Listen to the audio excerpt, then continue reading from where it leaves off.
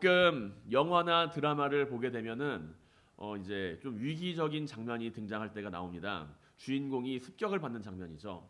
어두컴컴한 밤이나 아니면 혼자서 방 안에 있거나 혼자서 회사에서 일을 하거나 혼자서 길을 가고 있을 때 정체불명의 괴한이 그 주인공을 습격합니다. 그 괴한의 습격을 받아서 그 주인공이 많이 다치기도 하고 때로는 위기에 빠지는 것을 보게 됩니다. 어찌어찌하여 그 위기를 벗어나게 되었는데 그런데 주인공을 비롯하여서 주인공 주변의 사람들이 그 괴한에 대해서 궁금증을 가지게 되겠죠. 과연 너를 습격한 사람은 누구인가? 라는 그 질문을 가지고 있습니다.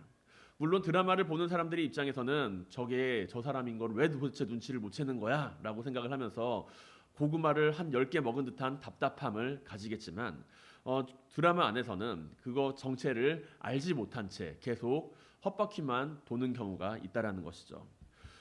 검은 옷을 입거나 모자까지 쓰는 등 자신의 정체를 들키고 싶지 않아서 철저하게 감추는 그 모습의 정체를 주인공들은 모르고 있다라는 이야기입니다. 시청자들이야 그 범인이 어떻게 변장을 하든지 상관없이 다 알고 있겠지만 주인공은 그 범인의 정체를 도무지 감도 못 잡고 있다라는 것이죠. 그리고 범인이 다시 그 주인공 주변에 접근합니다. 그 주인공 주변에 접근해서 그 주인공을 다시 해코지하려고 할 때 그때는 주인공이 기지를 발휘해서 탈출을 합니다. 그가 범인인 것을 알고 눈치를 채고 도망을 치죠. 그 범인이 접근할 때 보았던 손목에 있었던 문신이라든가 아니면은 그 범인의 말투라든가 아니면은 그 범인이 가지고 있었던 행동 거지가 다시 그 범인이 접근을 했을 때 눈치를 채게 만든다라는 이야기입니다. 결국에는 이 범인의 정체가 밝혀지게 되죠. 범인이 밝혀지게 된 것은 그 범인이 했었던 과거의 행동과 그 다시 나타나서 했던 행동이 맞게 되었을 때 동일한 행동을 보였을 때 주인공은 범인을 확정하고 그 위기에서 벗어나게 됩니다. 이것은 단지 영화에서만 일어난 일은 아닐 것입니다. 범죄와 관련된 극단적인 경우가 아니더라도 우리 주변에서도 종종 발생하는 일이기 때문이죠. 기억 속에 있었던 초등학교 동창을 만났습니다. 처음 보는 사람인데 어디서 많이 본 듯한 인상을 가지고 있습니다. 그래서 그 친구한테 저기요 혹시라고 이야기를 하면서 이야기를 할 때 우리는 무엇을 보고 그 친구가 내가 알고 있었던 사람이라고 생각을 하게 될까요? 그 친구와 이야기를 하면서 내가 누구인데 라고 말을 하는 것을 시작으로 해서 이야기를 하다가 그가 가지고 있었던 이야기와 내가 하는 이야기가 일치하게 될 때 그것보다 조금 더 나아가게 되면 내가 과거에 했던 행동이나 그가 과거에 했던 행동을 서로가 이해가 일치할 때 우리는 그 사람이 내가 과거에 알고 있었던 사람이구나 라는 것을 알게 됩니다. 반대로 예전에 알고 있었던 친구 같은데 과거에 알고 있었던 친구 같은데 굉장히 닮았는데 저기요 라고 하면서 저 혹시 어디 초등학교 나오지 않으셨어요? 라고 물어보지만 그 친구는 그게 뭐죠? 라고 이야기를 하면서 전혀 나와는 다른 이야기를 할 때 내가 그에게 했었던 행동을 그가 기억하지 못하고 있을 때 우리는 그 사람을 보면서 무척 닮은 사람이지만 내가 착각한 것 아닌가? 라는 생각을 하게 된다는 이야기이죠.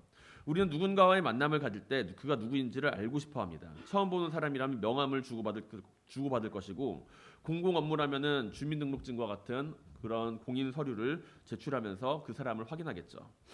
아니면 오래전부터 만났던 친구라고 한다면 과거의 대화나 추억이 깃든 이야기를 통해서 다시금 그 사람이라고 확정을 가지게 됩니다. 우리는 주님을 구세주라고 고백을 하죠. 우리는 주님을 나의 삶의 메시아라고 고백을 합니다. 그렇다면 우리가 믿는 주님에 대해서 우리는 어떻게 그분이 주님이신 줄 알고 있으십니까? 어떻게 주님이라는 것을 깨달아 알고 계시나요? 나를 구원하신 주님이라는 것을 어떻게 확신할 수 있으십니까? 도봉구 쌍문동에 가면 둘리거리라는 곳이 있습니다. 그곳에 가면은 둘리들이 엄청 많아요.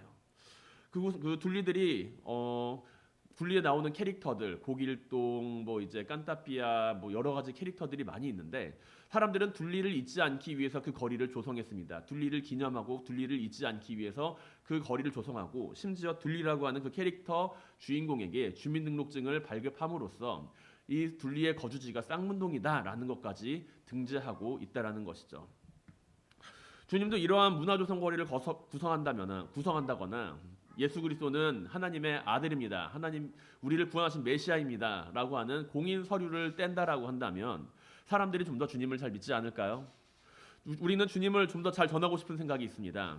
주님이 누구이신지 전하고 싶습니다. 그렇다면은 우리가 과연 어떻게 하면 주님에 대해서 더 잘할 수 있을까요? 정말로 우리는 공인된 문서를 통해서 국가에서 공인된 증빙 서류를 통해서 예수 그리스도를 증거해야만 하는 것일까요?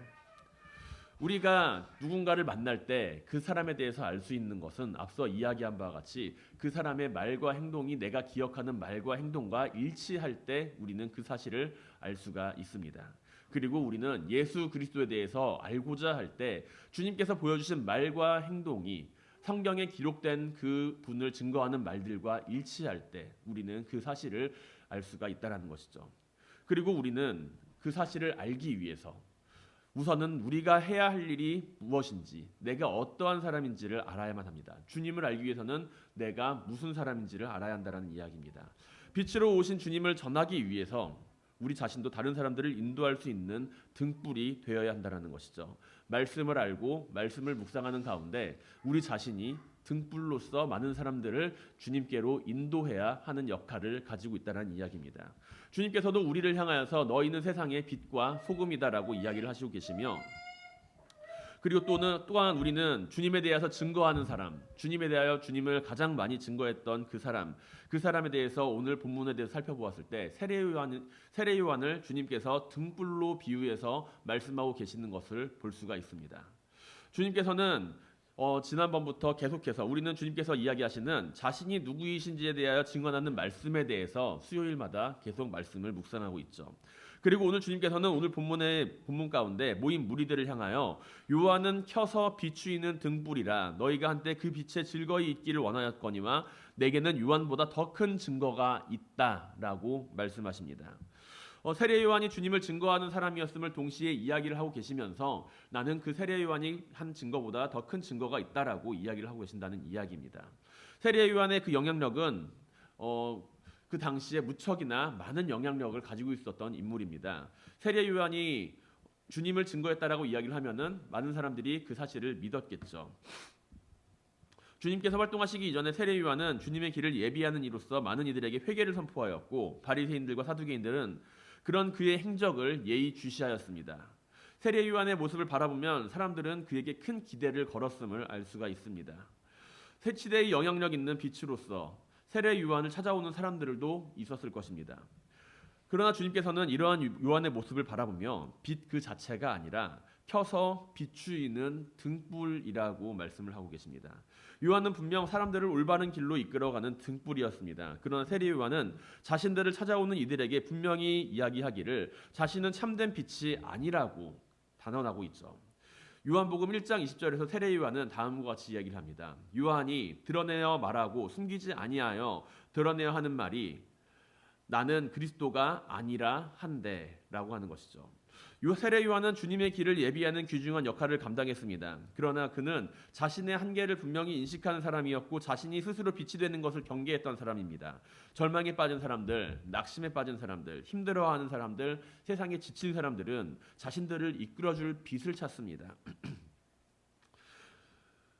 자신들을 구원해줄 사람을 찾고자 합니다. 하지만 사람들에게 필요한 것은 잠깐 위안을 주는 어둠을 밝히는 등불이 아니라 그들을 참되게 밝혀줄 수 있는 참 빛이라는 이야기이죠. 우리는 주님을 증거하는 일에 있어서 세례 요한의 모습을 바라보며 우리가 어떻게 주님을 증거해야 하는지 알 수가 있습니다. 등불의 역할은 어두운 곳에서 자신의 위치를 알고 있을 때 사람들에게 도움을 줄 수 있습니다. 등불의 역할은 어둠을 밝히는 것이며 동시에 어둠 속에서 빛으로 인도해주는 역할이기 때문입니다. 어두운 밤이 되면 사람들은 등불을 하나씩 켭니다. 등불을 켜서 등잔 아래 두지 않고 등경 위에 두죠. 그리고 나서 참 빛이 오게 되면 다시 아침이 오게 되면 그 빛을 끄게 됩니다. 등불은 그 제 역할을 다하고 다시 그 빛을 잃어버리기 마련입니다. 주님께서는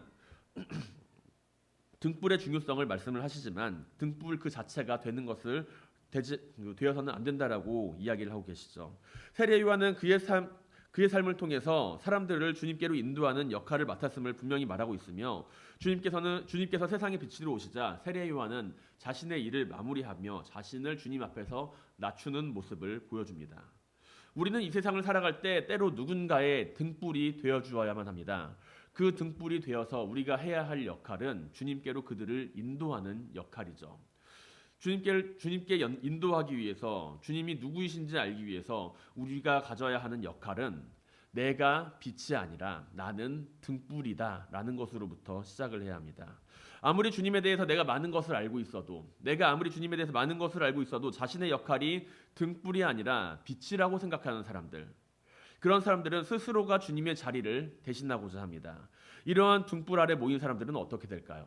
자신이 스스로 주님에 대해서 많은 것을 알고 있다라고 이야기를 하면서 자신이 스스로 많은 사람들을 구원해 나가겠다라고 이야기를 하는 사람 아래 모이는 사람들은 어떻게 되겠습니까? 그들은 생명이 아닌 사망의 골짜기로 그 등불을 따라 걸어가게 된다는 이야기입니다. 이들은 성경에 대해서 모르는 것이 아닙니다. 자신이 빛이라고 이야기하는 사람들은 성경에 대해서 모르는 것이 아닙니다. 오히려 더욱 많이 알고 있을 수 있습니다. 하나님의 말씀이 무엇인지, 예수가 누구인지 알고 있는 사람들입니다. 그러나 주님을 아는 지식이 많다 하여도 자신의 자리를 찾지 못한 채, 그 역할을 알지 못한 채, 그 빛을 따라 모여드는 이들을 자신이 스스로 이끌고자 한다면 그들은 자신이 바라는 그 빛으로 말미암아 많은 사람들을 불태우게 될 것입니다. 올바른 길로 이끄는 등불의 역할은 중요하죠. 그러나 그 등불은 그 역할을 다하는 것을 생각을 해야만 합니다. 내가 빛이 되고자 하는 것이 아니라 내가 등불로서의 역할을 가지고 살아가야 한다. 내가 빛이 되고자 하는 그 욕망에 사로잡히는 것이 아니라 내가 이 사람들을 등불로서 인도해 나가는 일을 해 나가야 한다라는 생명의 소망을 발견해야만 합니다. 사랑하는 성도 여러분, 우리의 삶이 주님을 알기 위해서 내가 먼저 많은 사람들을 주님께로 인도하는 등불의 역할을 감당하게 되시길 바랍니다. 내가 이 세상에서 참된 빛은 오직 예수 그리스도이시다. 그 사실을 알고 있을 때 우리는 등불로서의 역할을 할 수 있습니다. 내가 빛으로서 이 세상에 존재할 때 우리는 그 빛을 따라 모여드는 이들을 주님께로 인도하는 자들이 될 수 있습니다. 우리가 내가 빛이라는 사실을 알고 있다면, 그리고 또한 주님께서도 빛이라는 사실을 알고 있다라고 한다면 우리가 해야 할 역할 또한 알고 있다라는 것이죠. 주님을 증거하는 일을 맡은 사람들, 그 사람들은 주님을 증거하는 일을 맡은 사람들은 주님을 아는 지식으로부터 시작하는 것이 아니라 주님이 누구이신지를 올바르게 믿는 일로부터 시작해야 합니다. 그렇기 때문에 주님이 누구이신지 올바르게 알고 있는 사람이라고 한다면 어린아이라도 주님을 전하는 복음 전도자가 될 수 있고, 나이가 많은 어른이라도 복음을 전하는 복음 전도자가 될 수가 있습니다. 배우지 못한 사람도 주님께서 세상의 빛으로 오신 분이다 라는 사실을 알고 있다라고 한다면, 그 사실을 믿고 있다라고 한다면 그 사람은 주님을 전하는 복음 전도자가 될 수가 있습니다. 주님을 전하는 것은 지식이 아니라 믿음이기 때문입니다. 사도 바울은 고린도전서 1장 21절에서 다음과 같이 전합니다. 하나님의 지혜에 있어서는 이 세상이 자기 지혜로 하나님을 알지 못하므로 하나님께서 전도에 미련한 것으로 믿는 자들을 구원하시기를 기뻐하셨도다. 유대인은 표적을 구하고 헬라인은 지혜를 찾으나 우리는 십자가에 못 박힌 그리스도를 전하니 유대인에게는 거리끼는 것이요 이방인에게는 미련한 것이로되 오직 부르심을 받은 자들에게는 유대인이나 헬라인이나 그리스도는 하나님의 능력이요 하나님의 지혜이니라 라고요. 주님을 전하는 일을 감당하기 위해서 우리가 해야 할 일, 주님을 알기 위해서 우리가 해야 할 일, 그것은 내가 빛이 아니라 등불임을 아는 일입니다. 주님을 향하여 우리가 등불로서의 역할을 온전히 감당하는 모든 성도님들이 되시기를 주님의 이름으로 간절히 축원드립니다. 우리는 또한 내가 등불로서의 그 역할을 잘 감당하기 위해서 과연 무엇을 해야 하는가라는 질문과 마주하게 될 겁니다. 나는 주님의 세상의 빛으로 오신 분이라는 것을 알고 있고, 나는 또한 등불로서의 그 역할을 잘 감당해야 하는데, 그렇다면 나는 어떻게 해야 등불의 역할을 잘 감당할 수 있을까라는 이야기인 것이죠. 우리는 주님께서 모인 무리들을 향하여 하신 말씀을 바라보며 그들이 주님을 믿지 않고 있음을 볼 수가 있습니다. 그렇다면 이들이 믿고 있는 것은 무엇이었을까요? 모인 무리들. 이 모인 무리들은 아이러니하게도 그 율법 그 자리에 있는 모든 사람들이 율법에 대해서 하나님의 말씀에 대해서 그 누구보다도 잘 알고 있다고 스스로 자부하는 사람들이었습니다. 38년 된 병자의 모습을 보면서 너는 율법을 어겼습니다 라고 이야기할 수 있을 정도로 자신감 있게 율법에 대해서 이야기할 수 있는 사람들이라는 것이죠. 이 사람들은 율법에 대해서 자신 있게 말할 수 있는 지식과 지혜를 가지고 있는 사람들이었습니다. 그러나 주님께서는 이러한 이들을 바라보면서 오늘 본문 39절에서 다음과 같이 말씀하십니다. 너희가 성경에서 영생을 얻는 줄 생각하고 성경을 연구하거니와 이 성경이 곧 내게 대하여 증언하는 것이니라 라고요. 성경을 읽고 연구하는 사람들이 어째서 주님을 알아보지 못한 걸까요? 성경이 증거하는 것은 오직 예수 그리스도 한 분이시라고 하는데 어째서 성경을 연구하고 성경의 말씀을 기록하며 성경의 말씀을 날마다 보는 사람들이 어째서 예수 그리스도를 몰라봤던 것일까요? 이상하지 않습니까? 성경을 읽으며 우리는 그 말씀 안에서 주님을 만날 수 있다는 사실을 알고 있습니다. 하나님의 말씀을 통해서 우리는 성경 안에서 구원을 찾는 모습을 보입니다. 그러나 주님께서 지금 말씀하고 계시는 그 말씀은 마치 말씀을 듣고 연구하는 이들이 행하는 잘못에 대해서 말씀하는 것처럼 여겨집니다. 말씀을 열심히 연구하고 보긴 하지만 그것이 잘못되었다라는 이야기이죠. 어째서 주님께서는 이러한 말씀을 하고 계실까요? 지금 우리가 주님께서 하신 말씀에 대하여 이해하지 못한다라고 한다면 우리 역시 말씀을 보아도 주님을 이해하지 못하는 실수를 오늘 본문에 등장하는 무리들처럼 가지게 될 것입니다. 우리는 하나님의 말씀 안에 거할 때 예수 그리스도를 만날 수가 있습니다. 그리고 우리는 하나님의 말씀 안에서 주님을 믿을 때 그 안에서 주님을 발견할 수가 있습니다. 요한복음 1장 1절은 다음과 같이 시작을 합니다. 태초에 말씀이 계시니라. 이 말씀은 하나님과 함께 계셨으니 이 말씀은 곧 하나님이시라. 그가 태초에 하나님과 함께 계셨고 만물이 그로 말미암아 지은 바 되었으니 지은 것이 하나도 그가 없이는 된 것이 없느니라. 그 안에 생명이 있으니 이 생명은 사람들의 빛이라 라고요. 주님께서 말씀하시는 것은 그들이 성경을 읽고 있으며 말씀을 묵상하고 있는 것 그 자체를 책망하는 것이 아닙니다. 주님께서는 그들을 향하여서 말씀하시며 그 말씀이 너희 속에 거하지 않는다라는 것을 책망을 하고 계신다라는 것이죠. 성경을 읽고 있습니다. 말씀을 바라봅니다. 하지만 그 말씀이 내 안에 거하지 않습니다. 그 이유는 내 안에 다른 것이 차 있기 때문입니다. 그 말씀이 우리 가운데 거하지 아니하는 이유는 그 말씀을 바라보며 우리가 주님을 찾는 것이 아니라 나의 의로움을 찾기 때문에 우리는 말씀 안에서 주님을 발견할 수가 없다라는 이야기이죠. 주님께서는 말씀하십니다. 그 말씀이 너희 속에 거하지 아니하니 이는 그가 보내신 이를 믿지 아니함이라. 우리는 말씀을 읽으며 무조건 그 말씀이 나를 구원한다라는 생각을 가지고 살아갈 때가 있습니다. 하지만 그 말씀이 우리 안에 거하기 위해서는 내가 예수 그리스도 안에 거하는 사람이 되어야 한다라는 이야기이죠. 우리는 말씀을 읽고서 주님을 알기를 원하지만 우리가 생각하는 것과는 반대로 내가 주님을 믿고 나서 말씀을 읽게 되었을 때 이 말씀이 무엇을 의미하는지를 온전히 알 수 있다라는 이야기입니다. 물론 성경을 읽는 가운데 마음의 감동을 받아서 주님을 영접하게 되는 이들도 있습니다. 그러나 주님께서 누구신지 모르는 상황 가운데 성경을 읽고 성경을 연구하고 그리고 나서 내가 주님을 알았다라고 이야기를 하게 된다면 우리는 그 가운데 수많은 오류들을 가지게 되는 것을 발견할 수가 있습니다. 우리가 알고 있는 주님을 잘못 전하는 단체들, 속히 말하는 이단이라고 하는 단체들, 그 사람들의 대부분은 성경을 기초로서 말씀을 전하는 사람들이 많이 있습니다. 그런데 그들 가운데에서는 그 말씀을 통하여서 예수 그리스도를 전하는 것이 아니라 자신의 의로움을, 자신의 올바름을 증거한다라는 이야기이죠. 조선시대 복음이 처음 이 땅에 뿌리내린 것은 서학이라는 학문을 통해 전파되었음을 역사는 기록하고 있습니다. 조선의 학자들은 서구에서 들어온 성경이라고 하는 그 책을 서학이라고 부르면서 자기들 나름대로 성경을 해석하기는 했지만 때로는 막히는 부분도 있었고 자의적으로 해석을 하는 부분들도 많이 있었습니다. 만약에 서양에서 들어온 선교사들의 올바른 지도와 도움이 없었다라고 한다면 조선에서 뿌리내린 그 서학이라는 학문은 결코 복음으로 이어질 수는 없었을 것입니다. 율법을 잘 아는 유대 지도자들은 어땠을까요? 이들은 말씀을 읽고 열심히 부지런히 묵상했을 것입니다. 하루가 멀다 하고 성경을 읽는 것을 게을리하지 않았을 것입니다. 주님께서도 이러한 유대 지도자들의 모습을 알고 계시기에 너희가 성경에서 영생을 얻고자 한다라고 이야기를 하시며 그들이 성경을 열심히 읽는 것에 대해서 말씀을 하고 계시죠.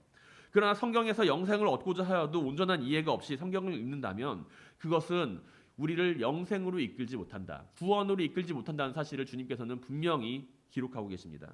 오히려 예수 그리스도에 대한 믿음이 없는 성경적 지식은 구원이 아닌 자신의 의로움을 드러내는 도구로만 사용됨을 우리는 바리새인들의 모습을 통해서 바라보게 된다는 것이죠. 이 바리새인들은 왜 38년 된 병자를 책망하였나요? 이 38년 된 병자가 자리를 들고 일어난 것에 대해서 왜 그것이 잘못되었다라고 이야기를 하였겠습니까? 너는 잘못되고 나는 옳다라는 것을 이야기하기 위해서 그에게 율법을 이야기하는 것입니다. 성경적 지식 중요합니다. 그러나 예수 그리스도를 모른 채 쌓여가는 성경적 지식은 결국에 구원이 아닌 자신의 의로움을 나타내는 도구로 사용되게 됨을 기억해야 합니다. 예수 그리스도를 믿지 않으며 성경을 읽고 그 안에서 영생을 찾는 이들은 무엇을 바라보게 될까요? 하나님의 율법을 바라보며 그 말씀을 자기의 삶에 끼워 맞추게 됩니다. 그 말씀을 따라서 내 삶이 움직이는 것이 아니라 그 말씀을 내 삶에 끼워 맞추게 됩니다. 내 입맛에 맞게 그 말씀을 해석합니다. 그리고 나서 나는 의롭게 살고 있다. 나는 하나님께 구원을 받은 사람이다. 라고 착각하게 된다는 것이죠. 그 가운데 예수 그리스도는 존재하지 않습니다. 예수 그리스도가 없이 성경 말씀을 내 삶에 끼워 맞추는 그 모습은 도리어 구원받은 삶에서 우리를 멀어지게 하게 만들 것입니다. 자신을 지지하기 위하여 성경 말씀을 사용하고 사실 그 말씀을 찾고 읽는 삶 안에서 우리는 과연 하나님의 구원을 찾아볼 수 있을까요? 우리는 때로 자신의 입장을 지지하기 위하여 성경 말씀을 인용하며 즐겨할 때가 있습니다. 그러나 성경을 읽으며 그 말씀이 나에게 감동으로 다가오는 것이 중요합니다. 예수 그리스도라고 하는 그 이름 아래에서 내가 예수 그리스도를 믿는 그 믿음 아래에서 그 성경이 나에게 감동을 주는 말씀으로 다가오는 것이 중요하다라는 이야기입니다. 말씀이 나를 의롭게 만드는 도구가 아니고 예수 그리스도가 누구인지를 증거하는 도구로서 존재하기 때문입니다. 우리는 자신의 신앙, 자신의 사상, 자신의 입장들을 증거하는 성경적 증거들에는 많은 관심을 가지고 그것들을 기억합니다. 하지만 이것들을 밀어내는 하나님의 음성에 우리가 관심을 가지지 못한다면, 우리가 그 말씀을 듣지 못한다라고 한다면 우리는 결코 말씀 안에서 구원을 찾을 수가 없을 것입니다. 믿음이 없이 성경을 바라보고 있는 것, 예수 그리스도 없이 성경을 읽고 묵상하는 것, 그것은 성경적 지식을 늘릴 수 있을지는 몰라도 거기에서 멈추고 나를 교만하게 만든다라는 이야기이죠. 사랑하는 성도 여러분, 우리의 닫힌 마음이 열리게 되길 바랍니다. 닫힌 마음으로 예수를 믿고 닫힌 마음으로 말씀을 묵상하는 것이 아니라 닫혀있던 마음을 열고 예수를 믿고 그 열린 마음으로 우리가 말씀을 읽게 되길 바랍니다. 내 안에 내 것이 가득 차 있으면 우리는 말씀 앞에서 주님을 발견할 수가 없습니다. 주님을 아는 것, 주님이 누구이신지 증거하는 것, 그것은 주님을 믿음으로 고백하는 것으로 시작합니다. 지식이 많은 사람이 주님을 전하는 것이 아니며 힘이 센 사람이 주님을 증거하는 것이 아닙니다. 우리는 이 사실을 유대인들의 실수 안에서 발견할 수가 있죠. 우리가 주님을 증거하기 위해서 찾아야 할 것은 우선은 나를 변화시킨 주님을 만나는 일입니다. 내가 주님을 믿고 나서 주님께서 우리에게 허락하신 말씀 가운데 들어가야만 합니다. 주님은 어떤 분이신가요? 주님은 말씀대로 역사하시는 분이며 우리는 말씀 안에서 주님을 찾을 수가 있습니다. 주님께서는 우리를 향하여 말씀하십니다. 우리를 보아와 같이 내버려 두지 않겠다라고 말씀하시며 성령 안에서 우리에게 모든 것을 깨닫게 하겠다라고 약속하십니다. 주님께서는 십자가에 달리시기 전 이별을 제자들에게 말씀하시며 그들이 근심하고 걱정하며 염려하는 가운데 요한복음 14장 26절에서 그들에게 약속하십니다. 보혜사 곧 아버지께서 내 이름으로 보내실 성령 그가 너희에게 모든 것을 가르치고 내가 너희에게 말한 모든 것을 생각나게 하리라. 사도 바울은 고린도전서 12장 3절에서 이르기를 그러므로 나는 여러분에게 알려드립니다. 사람의 영으로 말하는 사람, 하나님의 영으로 말하는 사람은 아무도 예수는 저주를 받아라 하고 말할 수가 없고 또 성령을 힘입지 않고서는 아무도 예수를 주님이시다라고 말할 수가 없습니다. 라고 기록합니다. 우리는 예수 그리스도를 만나 그분의 삶을 우리의 삶으로 그분의 삶을 따라가는 주님의 제자들입니다. 우리는 주님 안에서 주님을 믿는 가운데 우리를 향해 이루시는 일들을 바라보게 되고 우리는 주님을 그 믿는 가운데 말씀 안에서 주님의 모습을 발견하고 증거할 수가 있습니다. 우리는 주님을 어떻게 증거해야 할까요? 우리는 주님을 믿고 말씀을 읽는 가운데 그 안에서 주님을 증거할 수 있는 사람이 되어야 할 것입니다. 사랑하는 성도 여러분, 우리에게 허락하신 믿음 안에서 우리에게 허락하신 그 말씀 앞에 서게 되길 바랍니다. 주님을 더욱 잘 알고 주님을 증거하는 참된 증인이 주님의 증인이 될 수 있길 바랍니다. 우리가 주님을 믿고 따라간다라고 한다면 우리는 말씀 가운데 설 수 있습니다. 우리가 주님을 믿고 따라가는 사람이라고 한다면 우리는 말씀 안에서 주님을 증거할 증거들을 찾을 수가 있습니다. 그 말씀은 나의 삶을 변화시키고 예수 그리스도로 말미암아 그 말씀은 나의 삶을 온전히 이루어가게 될 것입니다. 언제나 믿음 안에서 주님을 바라보며 믿음 안에서 말씀을 찾으며 주님을 증거하는 모든 성도님들이 되시기를 주님의 이름으로 간절히 축원드립니다. 우리가 이 시간 함께 찬양하며 나아가길 원합니다. 오늘 이곳에 계신 성령님 함께 찬양하며 나아갈 때 주여 우리를 하나님께 붙들어 주시옵소서. 주님의 성령으로 우리가 주님을 알아가게 하옵소서. 인간적인 지혜나 지식이 아니라 오직 주님의 영에 감동되어 우리가 말씀 안에서 주님을 알게 하옵소서. 함께 찬양할 수 있기를 원합니다. 오늘 이곳에 계신 성령님 우리에게 말씀하시고 우리를 가르치소서. 닫힌 우리 맘 열어주시고 주의 빛으로 밝혀 우리를 인도하소서.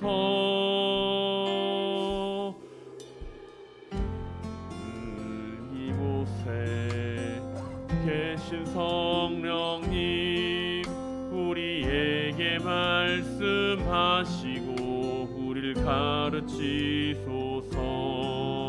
닫힌 우리 맘 열어주시고 주의 빛으로 밝혀 우리를 인도하소서. 주님보다 앞서지 않고 겸손하게 주님의 말씀 기다리리. 주님 손에 우릴 드립니다. 사랑으로 인도하소서.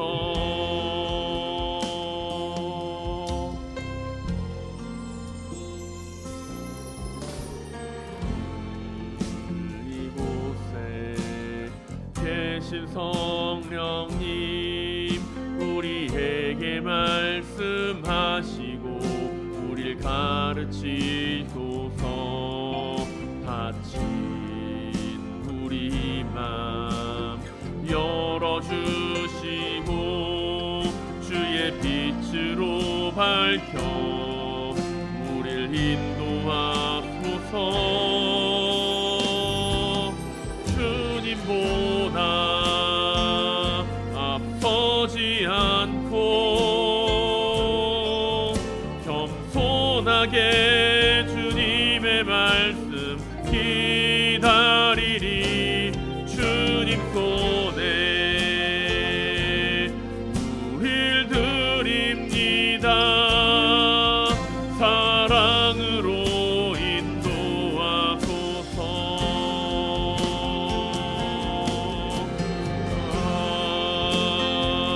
앞서지 않고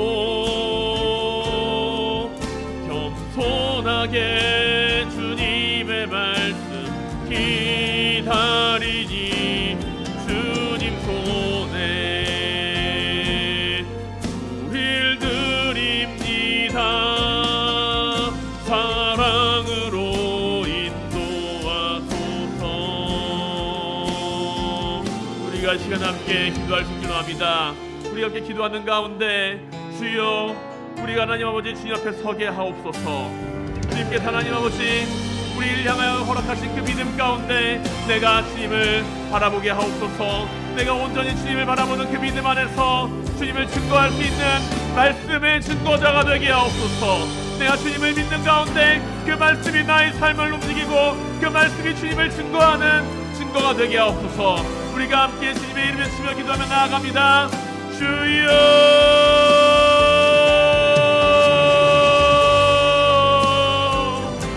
할렐루야. 사랑과 내가 많으신 하나님 아버지 감사합니다.